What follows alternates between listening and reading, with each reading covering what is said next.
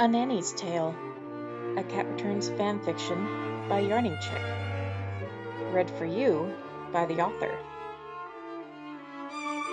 Chapter 1, The Beginning. Once, a long time ago, a fierce battle raged between the Cat Kingdom and the Human Kingdom of Ulam. No one could remember the reason for the feud, but what would always be remembered was the one who ended it. The great Baron von Gikkingen, to say the least, was a most extraordinary man. He was an excellent magician and politician, somehow able to find just the correct way to bring the feuding monarchs to a peace treaty that took a year to hammer out and then sign.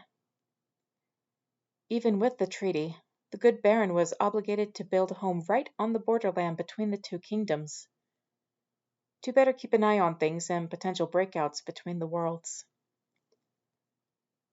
But the thick magic of the border line marked him gravely as the years passed, changing his body into something between that of a human and that of a cat. He still walked on his hind legs and dressed like a man, but his body was covered with thick fur, and many humans found his tail to be more than a little distracting. Only his wife seemed indifferent to the Baron's appearance, loving him without end, even as her own body changed to resemble his.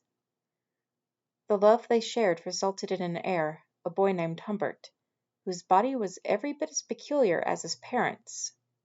He was taught at the finest universities on both sides of the boundary, and showed potential to surpass even his father in all fields. After his father died, Humbert took not only the name of Baron, since his duty as a keeper of the peace left no room for personal glory, but also a cat maiden for his bride, whose fur was as white as newly fallen snow.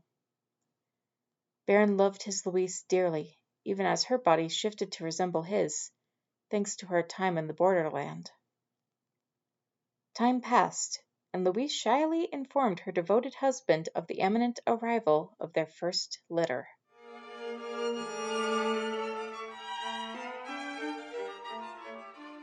Baron paced back and forth along the long corridor impatiently, frequently glancing at the large double doors that led to his bedroom, his sharp ears clearly hearing the women moving around inside, trying to ease the delivery. The orange and cream cat groaned in anxiety, collapsing in the chair that he had placed in the hallway the night before. His heart pounded in excitement and fear. He had been calmly preparing for this day ever since Louise had told him she was pregnant, and yet all of his preparations seemed to fall away as his mind dissolved into chaos. Baron stood up, finding the chair to be a little too stiff for his liking, and started pacing again as his breath came in increasingly shorter spurts. What he would give if he could just know how things were progressing. The sound of a doorknob clicking as it suddenly turned was deafening in the otherwise silent manor. Baron looked at the door with expectation as it slowly opened to reveal his beloved mother. "You'd better come in, dear," she whispered softly. Worried by her tone, he quickly but silently slipped through the opening. His wife looked more beautiful than ever, though tired and shaky underneath her snowy fur. In her arms, she was holding two beautiful kittens. She beamed at him as he sat at her side to kiss her brow and look at his offspring. Louise shifted the golden kitten in her right arm. "This one is our eldest, a daughter," she whispered. "Lillian, perhaps?" Baron nodded, kissing his sleeping firstborn tenderly. "Lillian it is." Lovingly, he stroked the head of the second kitten, which sported white and orange stripes, resembling that of a tiger. "And this one?" "A son," she said breathlessly, nodding her head in acknowledgement. The elder orange and cream cat thought carefully. He had never been fond of his given name, nor had his father been of his. "Thomas," he said with a note of finality. Louise smiled lovingly at him as the midwife appeared before the Baron, another bundle of blankets in her arms which she held out to the young father. "Your youngest daughter," the human said solemnly as the Baron took the child and nuzzled her face lovingly, making her coo at him. The little kitten's fur was just as pale as her beautiful mother. "Eleanor?" he asked his wife, who smiled lovingly at him again. "Perfect," the Baroness sighed. "My love, there's something you should know." He leaned in close and kissed her pale lips. "What is it?" he asked softly, as a few tears squeezed past his wife's guard. "I'm dying," she whispered. "It was a bit too much for me." "At least you'll have our children." "Nonsense," he said firmly, kissing her brow. "A few days' rest and you'll be as good as new." "I'm afraid not, sir," the midwife said gravely, as she started packing up her equipment. "I've had years of experience, and I'm afraid there's nothing that can be done for your wife." "Nonce," Baron tried to say, before his mother reached over and covered his mouth. "Just listen to what Louise has to say while you still have the chance," she urged him firmly. Sighing, the young lord decided to pacify everyone. "Go ahead, Louise. I won't interrupt." Her sparkling blue eyes saddened, knowing his thoughts. "Baron, it's been the greatest honor of my life to be your wife and to carry your children.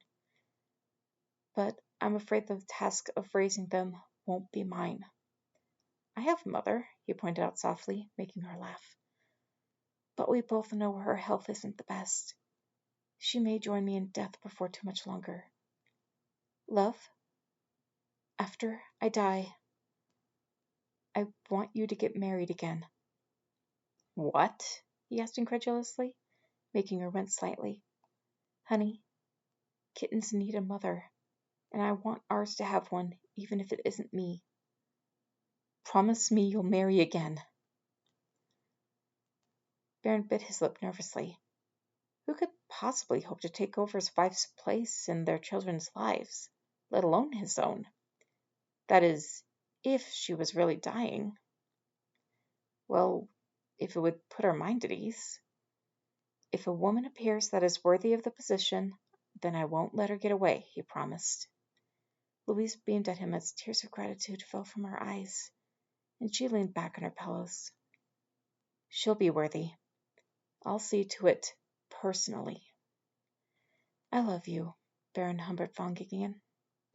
"And I you, Baroness Louise von Gikkingen," he said, stealing one more kiss from her cold lips. Even as he kissed her for the last time, he could feel her breath stop and see those beautiful blue eyes glaze over in death. "Darling," he whispered as a cold fear gripped his heart. His mother walked to the opposite side of the bed and took the two kittens from their mother's limp arms. "Did you really think I'd joke about death?" the old Baroness asked quietly, as tears of realization began running down her son's face. Baron wept with a broken heart, as newborn children did the same.